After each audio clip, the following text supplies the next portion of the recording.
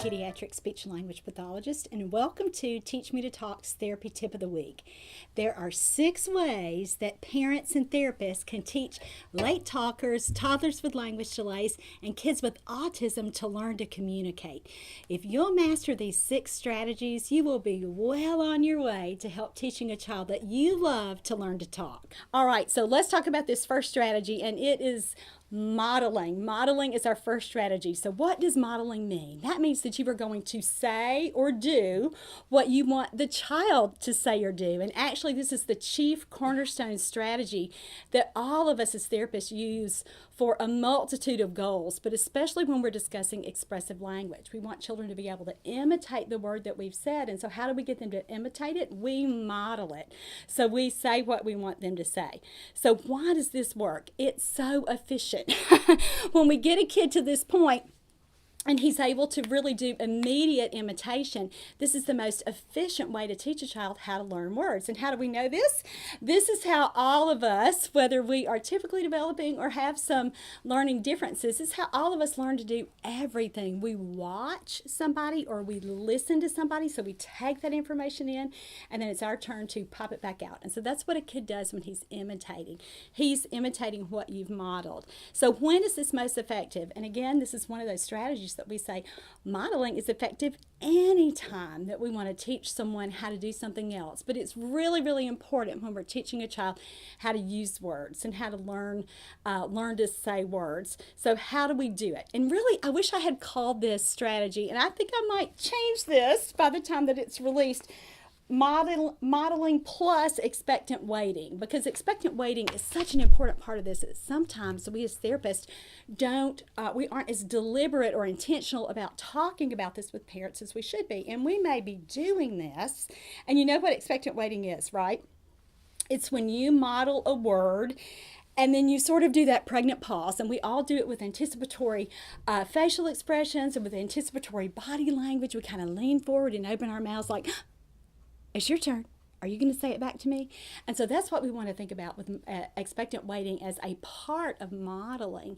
And so that's just when we are going to say something that we want the child to imitate, and then we need to shut up and wait and give all that body language like we talked about. So let me just model that for you. And again, if you've listened to my other videos, I say this a lot, but it might seem really unnatural to you for me to talk like this to the camera and for you to see this kind of exaggerated affect or this heightened affect. And that's exactly what we want to do with kids, because when things have been hard for a kid, we've got to do everything we can to make it easier and provide that little more oomph to kind of get a kid there over whatever's that hump for him, whatever's been so hard for him. And we know that when kids aren't talking when we would expect them to by the same ages, the same milestones as their own little same age peers, we know that we have to do something different. And so a lot of times with this modeling, I'll get comments or emails back, and a parent will say, I didn't realize I really had to be that on or that goofy or that whatever they call it. And the truth is you do have to be that way to make a real difference, because again, if a kid were going to get it kind of the regular way, it would have already happened. And so we do have to do things differently. And so when we're modeling, and again, what I want to show you here is the modeling and expectant waiting. You would just simply have something, let's just say ball. And let's say you were talking to a kid about a ball, and let's say you were going to use that ball for a toy. And so but his target word here is ball. So our points here, you've got to say the word that you want him to say. You've got to wait, and then you've got to repeat to give him enough time to be able to process that word, to take in what you've said, to kind of link it to meaning in his own little mind. And certainly he'll have some help there as you're holding the visual representation of what you're using, meaning the real object. And then you're just going to, again, use repetition to help him link that word and hopefully try to imitate it himself. And so again, we talked about back in show 407 about the steps to imitation. We don't start with words, and that's why I said that the strategies in this show may not be as effective for a child who's not imitating pretty well, and you may have to back up and work on those skills first and then get here. So by the time that we get here, when we're talking about modeling words, we really do have an expectation that a child will try to imitate us because we walked him through that hierarchy of skills that you learned there in 407, show 407.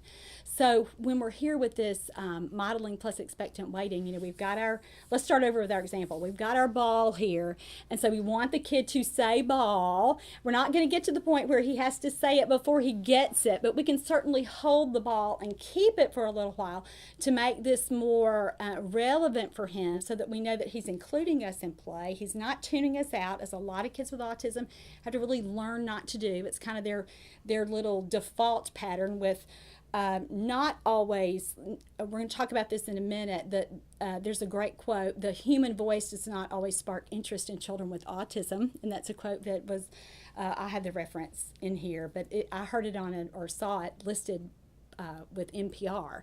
And so, what a shock that is to those of us who've done this for a long, long time, right? That kids with autism don't always listen or don't always pay attention, or they're so engrossed in what they are doing. And you have to really sometimes almost prime their little systems to get them ready to listen, because otherwise, again, because of their sensory issues, they're just going to stay focused on what they're doing. And so we have to really, really think about that too with how we're using this strategy here. So heightened affect, anticipatory body language, and back to the example. That's where we were. So let's say that I'm just saying to a child, we're talking about the ball. What would I say? I'm just going to make sure that I say ball 3 or 4 times. I'm going to be more exciting to listen to than and exciting to watch than anything else that he might be distracted with. And then again, that the repetition piece and the expectant waiting piece. So it would just be something like, ooh, ball. Look, see, it's a ball. Ooh, ball. You say it, say ball. And so that kind of thing. Now, with kids with autism, we don't always want to model the word say with that why. Because lots of times they repeat what they've heard you say, and with echolalia, so they repeat it verbatim. So you might be better just to not do as I do, but do as I say there, and don't say. Just model the word that you want them to do. But again, that heightened affect, that repetition of the keyword, and then the waiting and the looking, like, are you going to say this too? So that's certainly a big part of helping a child learn to imitate a word, using those points there. And again, one of the things I talk about in Autism Workbook a lot is motivators, and we'll get to this more as we start to talk about the other strategies, but you've always got to pick things that a kid likes when you're using some of these strategies, so that he's, one, going to be interested in it, and two, that he has a reason to want to get what you have. And that's what communication is, right? It's using words or using messages to communicate your wants and needs to other people. And we can certainly do other things with that, requesting and that sort, and asking. That's not the only communicative function that we want kids to do, but it's a good place to start because they're so motivated by that, again, and there's a reason for them to talk. So with modeling here, even though we're not really requiring them to say anything before they get it, there's still a reason for them to want to be engaged with you. And so you have to pick things that they want.